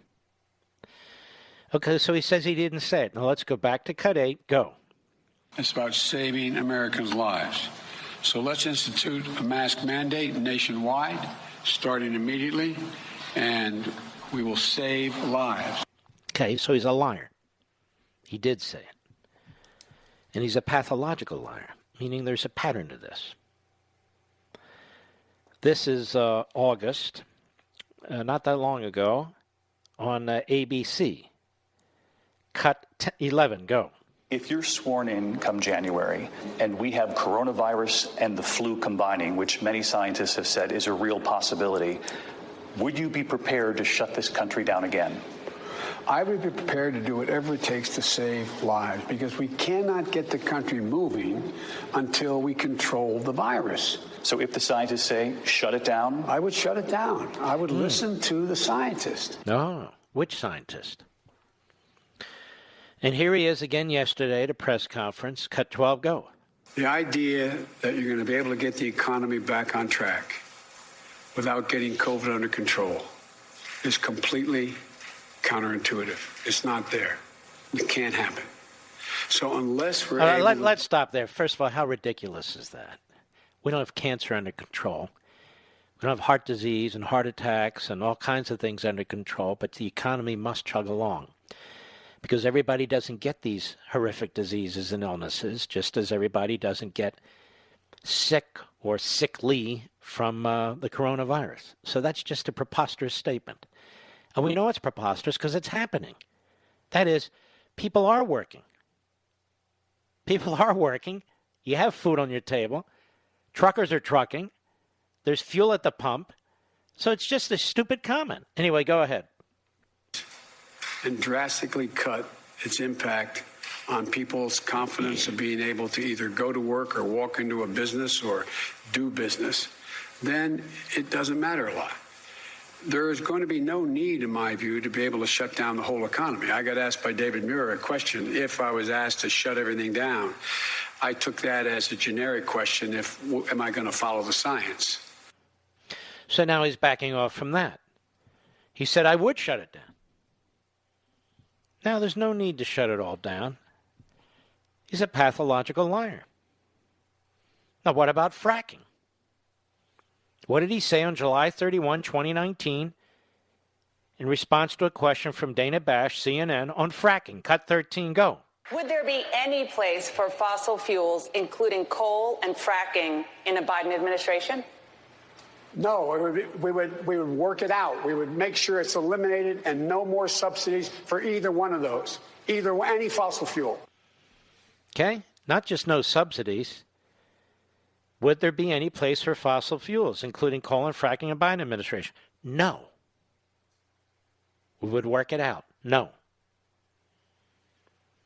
But then he's in Pittsburgh on Monday, and Biden says this, cut 14, go. With a clean energy strategy, that is a place for the energy workers right here in Western Pennsylvania. I am not banning fracking. Let me say that again. I am not banning fracking, no matter how many times Donald Trump lies about me. Donald Trump doesn't lie about you. You said it. And not only did you say it, it's in your 110-page document that you're going to eliminate fossil fuels. And I would encourage you all, particularly those of you who work in that area or who have businesses that are affected by fossil fuel, to read it. Because he's lying to you. Just as he lied about not supporting a nationwide mask, just as he lied about not shutting down the government if Fauci tells him, the country, if Fauci tells him to shut down the country. Nobody's making this stuff up. It came out of his mouth, and it's in writing. I mean, even with the mask. Kamala Harris. Good soldier. She was saying the same thing. Cut 9, Mr. Producer. Go. That's what real leadership looks like. We just witnessed real leadership, which is Joe Biden said that as a nation, we should all be wearing a mask for the next 3 months because it will save lives. They're like obsessed with masks. Except Nancy Pelosi, as she... I told you she looks like Morticia. Oh, my Lord. She's walking into that salon. Her hair is kind of waddling, may I say, with all due respect. I just want to blow my hair blown, and I just want to have it very, very, really good, and I just want it to look good, and they told me they told me one person it's okay, so here I am, and one person. What's the problem? They owe me an apology. Oh, they owe me an apology. She's a sick, nasty old lady. That's what she is. Eva Pelosi. With all due respect. Eva Pelosi. She's a disgrace. She's a disaster. Now, what about this unrest and rioting? Well, we remember, thanks to a montage, believe it or not, on Twitter, what leading Democrats in the media had to say about uprisings and unrest and harassment. Listen to this one. Cut 1, go. I just don't even know why there aren't uprisings all over the country. Maybe there will be. People need to start taking to the streets. This is a dictator. There needs to be unrest in the streets for as long as there's unrest in our lives. Enemies of the state. Show me where it says that protests are supposed to be polite and peaceful. Do something about your dad's immigration practices, you feckless. When they go low, we kick them. How do you resist the temptation to run up and wring her neck? The biggest terror threat in this country is white men, most of them radicalized to the right. I thought he should have punched him in the face. I said, even if you lost, he insulted your wife. Yes. He came down the escalator and called Mexicans rapists and murderers. He said, well, what do you think I should have done? I said, I think you should have punched him in the face and then gotten out of the race. You would have been a hero. I'd like to punch him in the face. I said if we were in high school, I'd take him behind the gym and beat the hell out of him. Punch some people in the face! When was the last time an actor assassinated a president? They're still going to have to go out and put a bullet in Donald Trump, and that's a fact. Look, as his character is stabbed to death. Where is John Wilkes Booth when you need him? That's it right there. Pull it up. I have thought an awful lot about blowing up the White House. A Missouri state senator is under investigation by the Secret Service after saying she hopes President Trump is assassinated. I will go and take Trump out tonight. And if you see anybody from that cabinet in a restaurant, in a department store, at a gasoline station, you get out and you create a crowd. And you push back on them. And you tell them they're not welcome anymore, anywhere.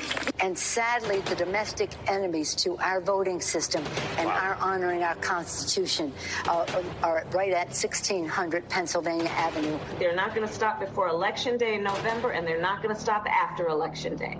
And that should be, everyone should take note of that on both levels, that this isn't, they're not going to let up, and they should not. If you think we're rallying now, you ain't seen nothing yet. Mm-hmm. Let's slip in one more. Similar, but still. Cut 2, go. Another night of violent protests. Violent protests are continuing across the country. Let's get one thing straight. Bringing Molotov cocktails to public gatherings is not a peaceful protest. Democrats invited it. I just don't even know why there aren't uprisings all over the country. Maybe there will be. And if you see anybody from that cabinet, you tell them they're not welcome anymore, anywhere. Democrats encouraged it. When they go low, we kick them. That's what this new Democratic Party is about. Get up in the face of some Congress people. You have released the whirlwind, and you will pay the price. It's Molotov cocktails and loaded rifle magazines and arson and assault and laser beams blinding police officers. Crowd turned on us. It was clear it was organized, and then a mob descended on us. It's no wonder people are taken to the streets, and I support them. They're literally walking up and down the street, breaking every window they see. Violent anarchists have broken windows, destroyed fencing, graffitied buildings. The vast majority of the protests have been peaceful. Exercising their rights to peacefully protest. Let's get one thing straight. The riots are not peaceful protests. Police were ambushed. A couple of bricks. There were a number of officers hurt. You know, there needs to be unrest in the streets for as long as there's unrest in our lives. An elderly couple targeted because of their political views.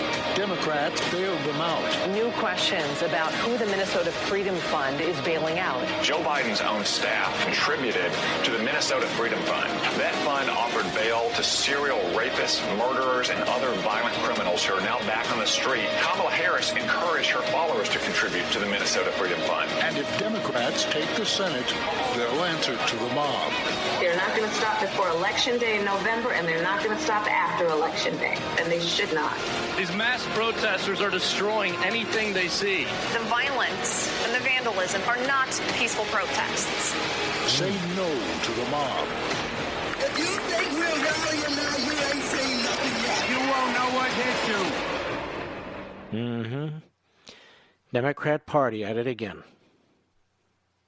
Every 50 years or so, trying to destroy the country. And that time has come. And so you'll get to pick on Election Day. Liberty or tyranny? Liberty or tyranny? I'll be right back. Mark Levin.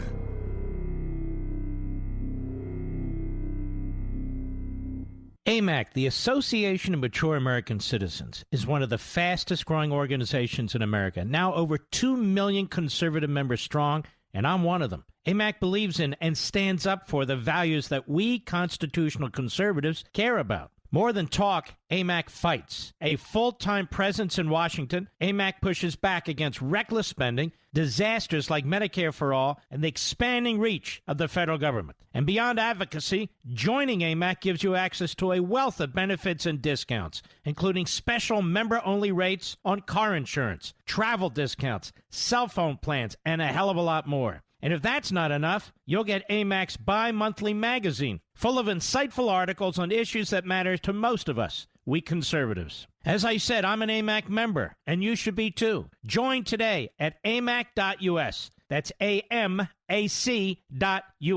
Stop supporting the liberal agenda that the other 50-plus organization has been pushing for. Join AMAC instead. AMAC.us.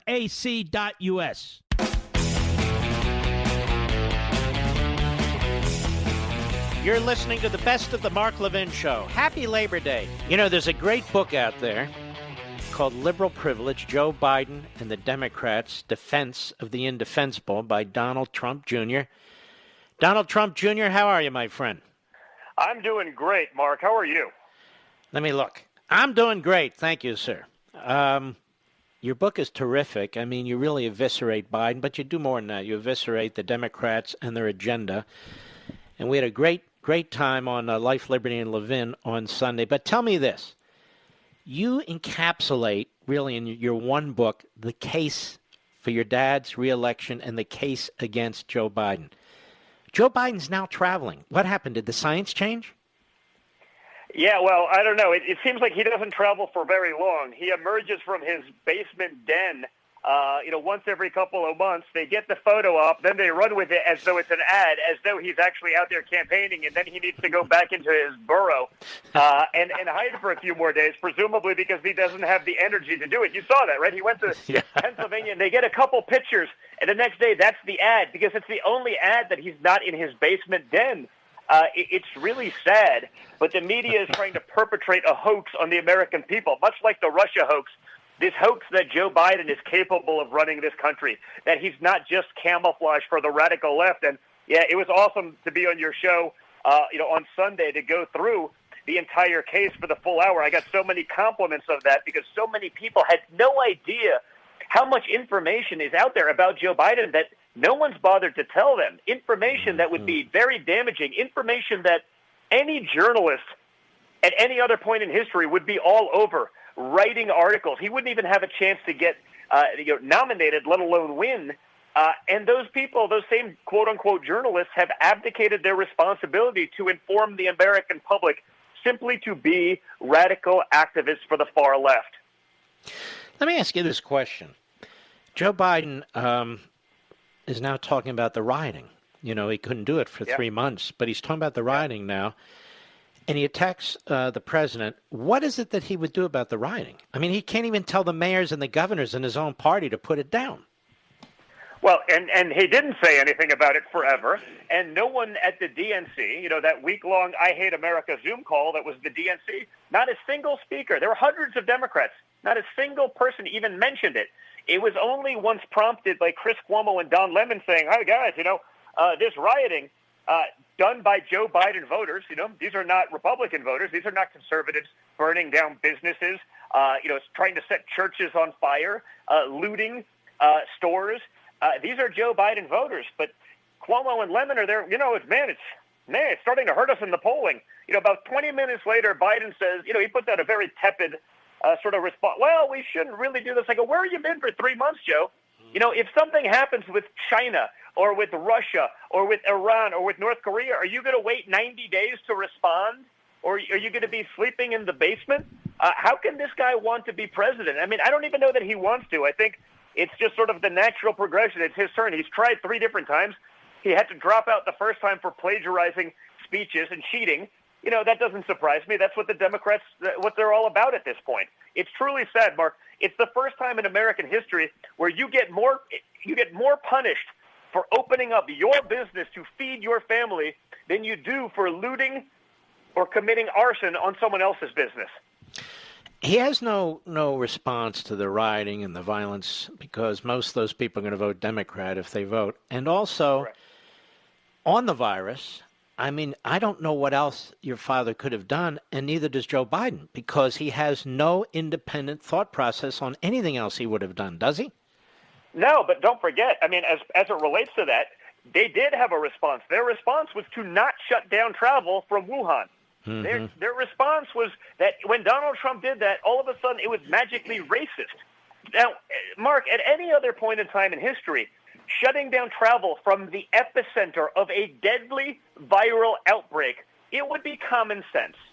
That would make sense. People would be like, you know, I get it. Understanding it's a tough decision. They said for weeks, even up to a month, you can't do that. It's xenophobic and racist. They're running around. Now, Don Jr., we're going to carry you over at the bottom of the hour if you can stay.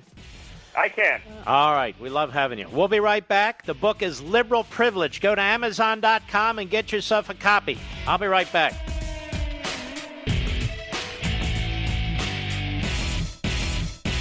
AMAC, the Association of Mature American Citizens, is one of the fastest growing organizations in America. Now over 2 million conservative members strong, and I'm one of them. AMAC believes in and stands up for the values that we constitutional conservatives care about. More than talk, AMAC fights. A full-time presence in Washington, AMAC pushes back against reckless spending, disasters like Medicare for All, and the expanding reach of the federal government. And beyond advocacy, joining AMAC gives you access to a wealth of benefits and discounts, including special member-only rates on car insurance, travel discounts, cell phone plans, and a hell of a lot more. And if that's not enough, you'll get AMAC's bi-monthly magazine, full of insightful articles on issues that matter to most of us, we conservatives. As I said, I'm an AMAC member, and you should be too. Join today at amac.us. That's AMAC.us.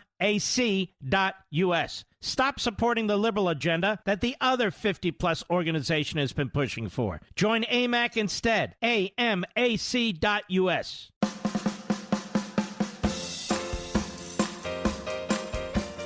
This is Mark Levin wishing you a happy Labor Day. Now back to the best of me. Mark Levin, the great one. The great one, Mark Levin. Dial in now, 877-381-3811. Liberal privilege, Joe Biden and the Democrats' defense of the indefensible. That's the book. You can get it on Mark Levin Show Facebook, Mark Levin Show Twitter. We link to Amazon.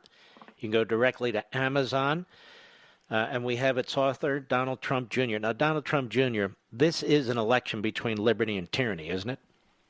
100%. I mean, and that's, I know it sort of gets trite. Every election, Mark, they say that, oh, this is the most important election ever.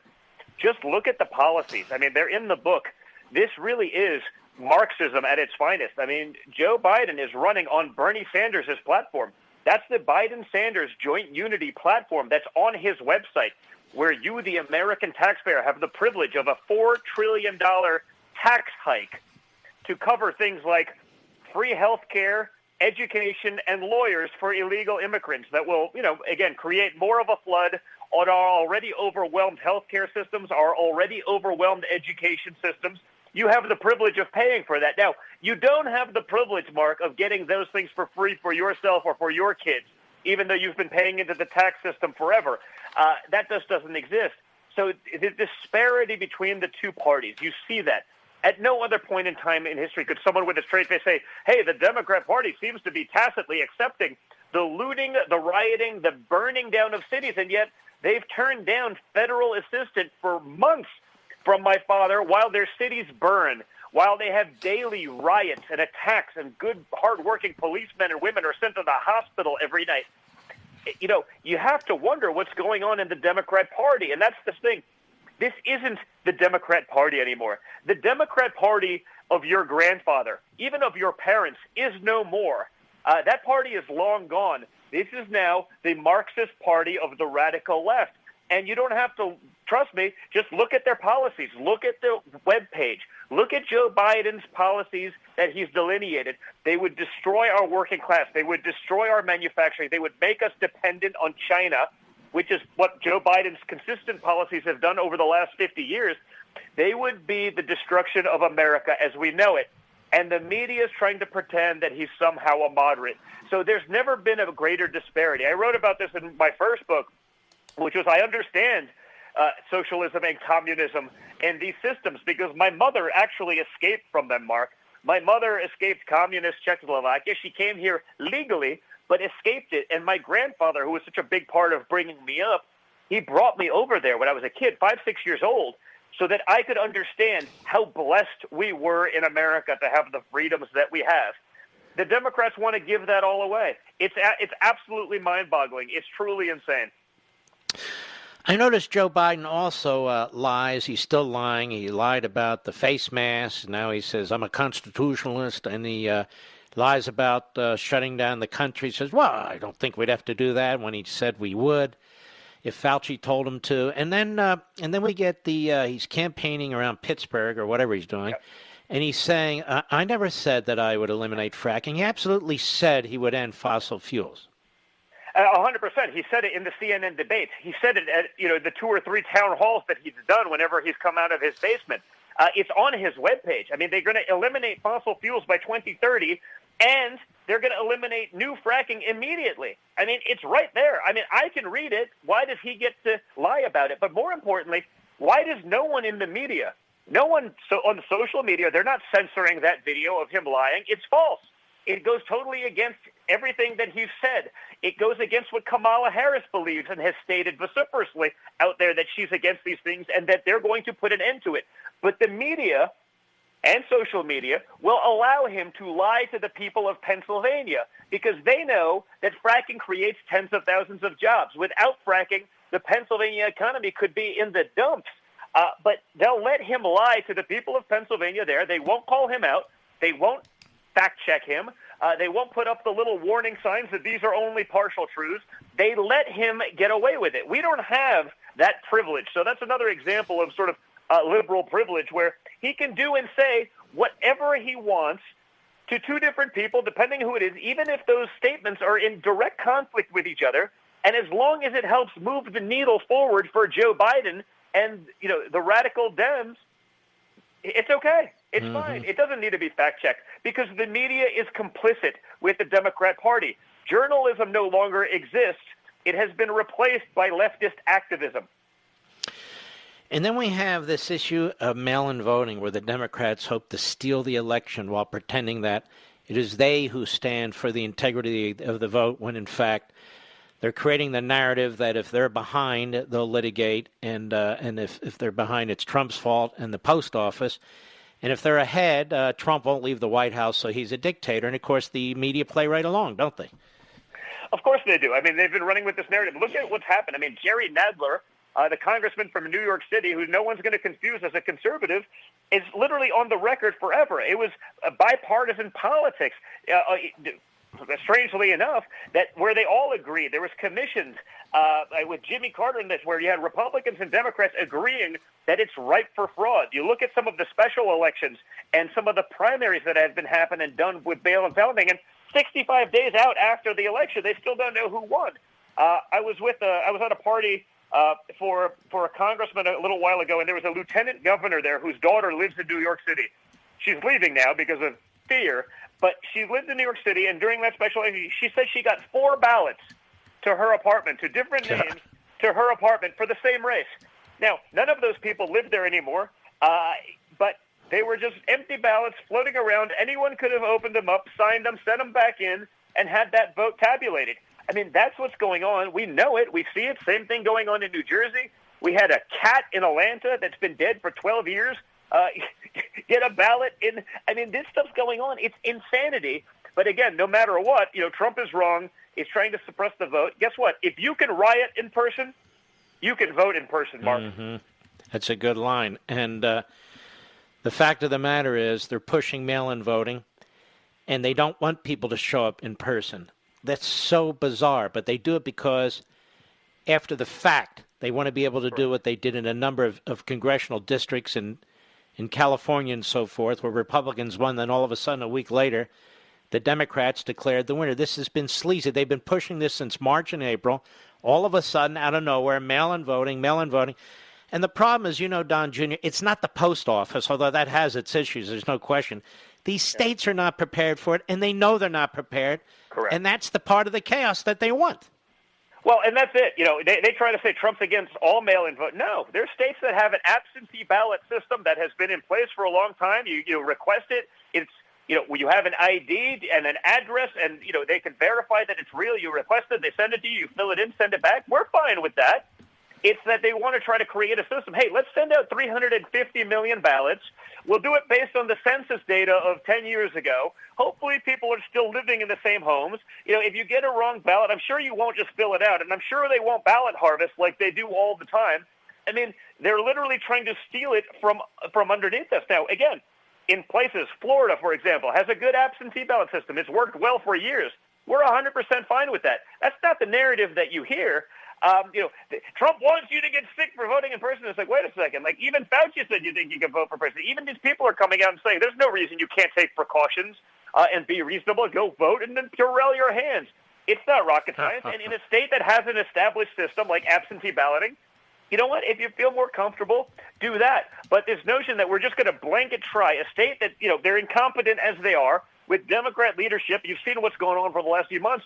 Hey, let's try something new and hope that the 40 million people of California get it right, even though it's going to be a dry run. Let's just hope we get it right. I don't think we can entrust our democracy, especially to these clowns in government who have failed so many times already with these kind of policies. By the way, you bring up California. That's another interesting point. They run up the vote in California because that's an iron-fisted, one-party state. And then they say, look, we won the popular vote, and Trump only won the Electoral College. Well, if you take California out of it, Trump won the popular vote and the Electoral College. Well, correct. But, again, and if that was how the game was played, my father would have campaigned in California, Mark. He would have campaigned in New York. He would have spent more time there, and he could have won a lot more votes. That's not the way it works. And our Constitution and our founding fathers designed it so that people in those big places couldn't just decide what happens in the rest of the country. So, Hillary Clinton, talking about not conceding elections, it's as though she hasn't still conceded 2016. Yeah, exactly. Stacey Abrams is the governor of Georgia, obviously. She says she won that, so she must. The media gives her just as much attention as they do the actual governor who won by 60,000 votes. But that is what they do. When they lose, when they don't have they change the game. Hillary Clinton's playing a different game. She won in some magical world that doesn't actually exist, but they give her the credibility as though she did. So, if it was just a pure popular vote, we'd campaign in those places. We could actually probably do pretty well if we campaign in California, especially now after they've seen results from this administration and after they've seen incompetence from the left. And that's not California. That could be any of these Democrat states. Look at New York. 50 out of 50 in terms of COVID-19 response, sending old people back into nursing homes to die. Pennsylvania, the same thing. Sending them back into nursing homes to die when we knew that they were the most vulnerable, when we knew that the elderly and those with pre-existing condition, which often go hand in hand, were the most vulnerable. Incompetent Democrat leadership put those people back into nursing homes so they could infect others to die. But Andrew Cuomo's heralded as this great hero of COVID-19. I was like, I've never seen people willing to give the last place finisher the first place prize. It's truly astounding. We're living in bizarro world, Mark. I want to encourage you folks to get this book, certainly before the election. It's a very, very important book. Liberal Privilege, Joe Biden and the Democrats' Defense of the Indefensible. Everything we've discussed just now is in the book, and a ton more. It is a compelling, intriguing book, and you lay out a lot of information about Biden that I certainly didn't know. You go to Amazon.com, or if you're on my social sites, Mark Levin Show Facebook, Mark Levin Show Twitter, we'll link to it there. You can get it right now. If you order it now, you'll get it tomorrow. The book again, Liberal Privilege, Joe Biden and the Democrats' Defense of the Indefensible. Great book, Don, and I wish you continued success. Thank you very much, Mark. I really appreciate it, and it's great being with you as always. Same here, and God bless. That is one smart guy. Isn't he, Mr. Producer? He is sharp. He is smart. The book is terrific. And he did something interesting. He decided, and he could have gotten a lot of money. I'm not going to one of these liberal publishers. I'm going to publish this book myself. Because he's a businessman. I'm stuck with a liberal publisher. I can't get out. I've tried. But he's not. The book is Liberal Privilege, Joe Biden and the Democrats' Defense of the Indefensible. It covers the whole landscape. The research is enormous. He's got 50 pages of endnotes if you want to check it out. And, of course, the left either attacks him or ignores him. But not here. It's a great book. We'll be right back. Mark Levin.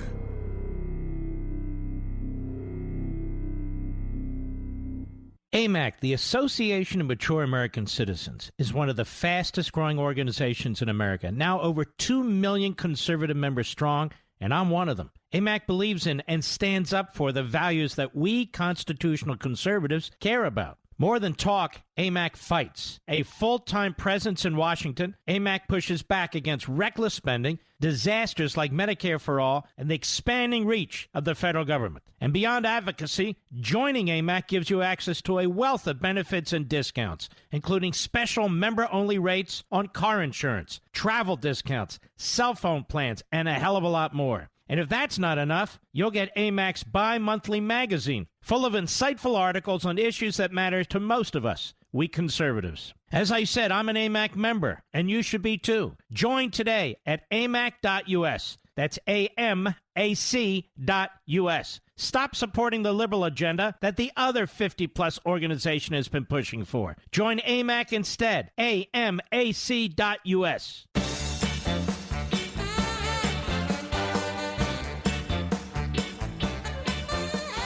You're listening to the best of the Mark Levin Show. Happy Labor Day. My favorite platform is this one, radio. And I want to thank all of you who are out there listening to this program. These are very, very tough times. I know. And it's tough to get through these days sometimes. But we're in this together. I view this as our national town hall meeting, where those of us who love this country, who intend to defend this country, who intend to re-elect this president meet. And I understand the time that this show runs, particularly in the East Coast and the Midwest, it's often dinner time. But that's what radios are for. You just tune it in right at the dinner table. That's what my mother-in-law and my wonderful deceased father-in-law used to do. In fact, that's what my parents used to do. But anyway, I cannot thank you enough for being here. And I've been away really on family matters. And I'm back now in the saddle. And I can't tell you how much I appreciate you out there and how important it is that we stay together. There are tens of millions of us, that we do not let down our guard, and that we are resolute about what's going on in this country. And it is very, very important that you are the Thomas Paines and the Paul Reveres, that you are the ones who spread the word. Use your email list. Use your texting list. Or just use your neighborliness when you're walking a dog or when you're outside. Don't be afraid. Don't be concerned. You got to make the case, because if you don't make the case, nobody else will. We can't rely on billionaires and millionaires to fund the campaign. We can't rely on campaign workers. They're all great. But we are citizens. We are citizen patriots. That's why you're here. That's why I'm here. And we must advance the cause of liberty. We have men and women throughout our history who have fought and died.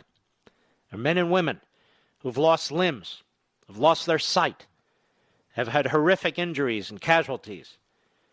We don't have to lose anything, but we'll lose everything if we don't step up to the plate.